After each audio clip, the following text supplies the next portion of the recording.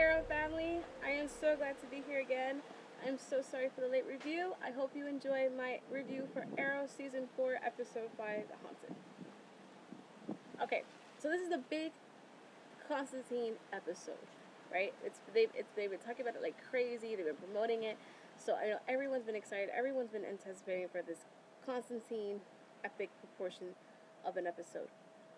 Me, I truly enjoy the Constantine character. I cannot believe I never even thought about picking up watching Constantine. Wow, what a breath of fresh air. I love this character. I love his outfit. I love his demeanor. I love his mannerisms. I love how humorous he is. I love how serious he is when it comes to magic. And I love the fact that he doesn't take everything completely seriously, but at the same time he does take his job seriously. I don't know. I love this guy. I love his chemistry between him and Oliver Queen. I love him, his interaction with the group. I love the fact that as for a crossover episode, it was done very well and very tasteful. If you know me, you know I'm very skeptical of crossovers. I'm very skeptical of crossovers because I feel like sometimes it's they make it more about the guest than it is about what's going on in the show. And when in terms of Arrow, what they did in this episode, they did it so well that with Constantine coming in, he came in to help them with Sarah, and he did exactly what he was supposed to do. He was in the flashbacks, which is great because it made the flashbacks seem more important than what it was, and that was awesome. It was enjoyable, which,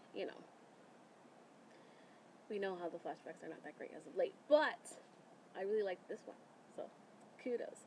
I love the way he decided to bring back Sarah's soul. I wasn't sure. I thought he was just gonna say some mumbo jumbo and then bam, Sarah's soul will come back. I didn't know that he would take her to another place, him and Laurel. So it was really nice to see that whole interaction and the way they chose to go in that direction. So I really like that. So kudos to them for doing that. Of course, Sarah comes back, so that's always a treat. I love that character. I'm glad that she's back. So yay for Sarah. Yes. Uh, Diggle and Lance. So there was like a Diggle and Lance team up come this time around. It's very interesting to see the way they chose to go in that direction because of the fact that Diggle and Lance, even throughout the whole seasons of Arrow, it hasn't been their relationship. You hardly ever see them together. So I like the way that they chose to go with that. I do. I like the fact that it's an unlikely team up, but it was nice. It was interesting. Them both trying to hack their way into something that neither one of them are good at. So that was so funny, Lance knocking him out. I enjoyed it. I thought it was great, and I like the team up, and I hope to see another team up with them. We also get to see a little bit of the nugget between Andy Diggle, and they've been kind of doing it in a slow pace with Andy Diggle, but we do get to see he is in fact not a great guy, which obviously breaks Diggle's heart, and it breaks my heart to see Diggle so heartbroken. It hurts. And if you love your brother, and I truly do believe that Diggle loves his brother, it's gotta hurt him. It really does. And it makes me that more excited of what we're gonna see coming here forward. It is interesting to see how Damien Dark's reaction towards Andy Diggle. So he knows him very well. He's not just any other soldier. He knows him, which probably means he probably was the one that made the hit to kill Andy Diggle, and there's obviously more going on in that story. I've been hearing a lot of different speculations with Andy Diggle on online, on Twitter, on Tumblr, and all that great stuff on YouTube. So I'm really excited to see where they decide to go and take that storyline because I love me some Diggle. The only negatives with Constantine and Diggle is that there wasn't enough Constantine and Diggle. That is a negative in my book. I love them so much.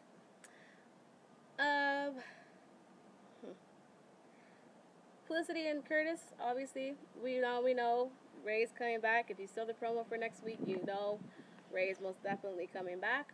However your feelings are to that character, hopefully it'll be good. I'm mostly excited, so we'll see what happens with that. Now into the portions of my negatives. Disclaimer for those that are a Laurel Lance fan, if you are a Laurel Lance fan and you don't like people talking crap about your character, I don't recommend to be watching the rest of the video. With that said, I do not like that character. I have never liked Laurel Lance's character. I will admit that. In seasons 1, season 2 was really bad. And in season 3, when they decided to do the Black Canary arc, I was unpleased. But she was tolerable up until this point. in season 4, she was tolerable. She wasn't there that much. She didn't speak that much. She wasn't as annoying as she usually is. So I figured, okay, you know what? Maybe season 4 will be the season that I will enjoy Laurel Lance's character. Maybe season 4 will be the season that we can find some commonality, some common ground somehow. I was wrong. On my last video, I mentioned the fact that I was hoping that Laura will pay for the actions of her consequences. The consequences of her actions. Unfortunately, that wasn't the case. Laurel, you resurrected your sister. When you knew a lot of people said no. When Malcolm Merlyn tells you that's not a good idea, maybe you should listen. Maybe. She resurrected her sister after everyone told her not to do it, right? She did it behind Oliver's back, which was a great thing to do, by the way. And then Homegirl decides to chain her sister up in the basement, which, by the way, Laurel, that is humane, inhumane, to say the least. And then she expected her to stay there, which is stupid, because her sister was lethal before she was done to Lazarus Pit. What do you think is going to happen that she was resurrected from the Lazarus Pit? Think, Laurel, think. And then, of course, we get to the fact that Sarah's killing a bunch of people. So she's killing a bunch of people. She goes after Thea, okay, which we knew that was going to happen, right? Because Thea killed her, so we knew that was going to happen. She goes after Thea, and then Laurel's sitting there acting like as if, well, what about me? What about my damn feelings? You know what, Laurel? Here's the problem with that.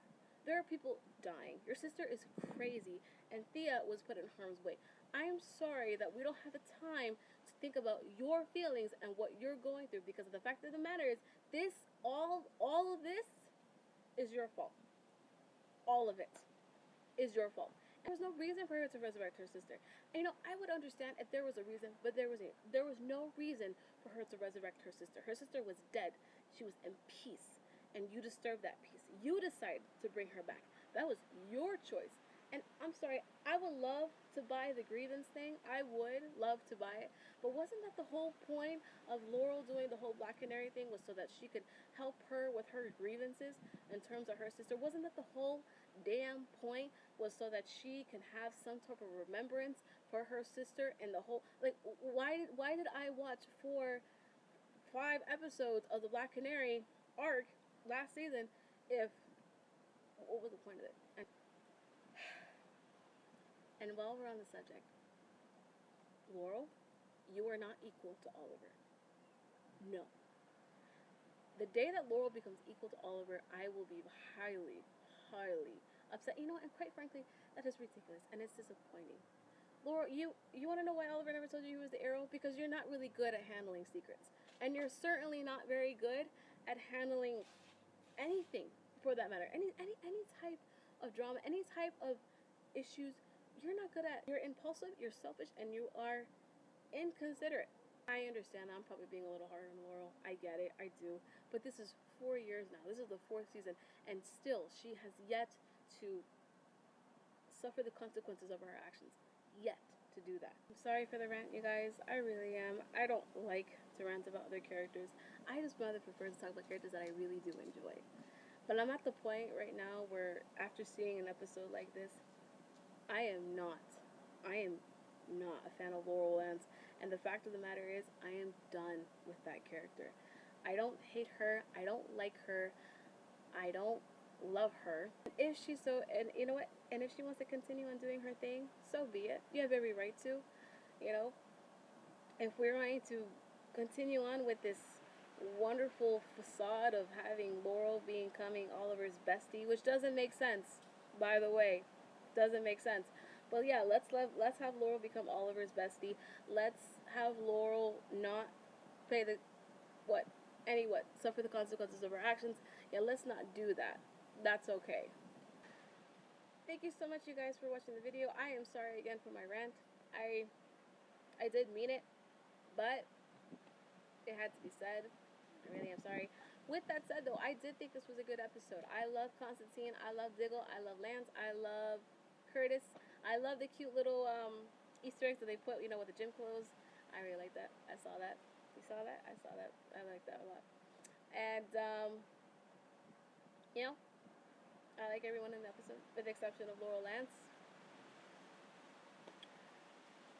Have a great day, you guys. God bless. I hope your day is as good as any. Be careful out there, alright?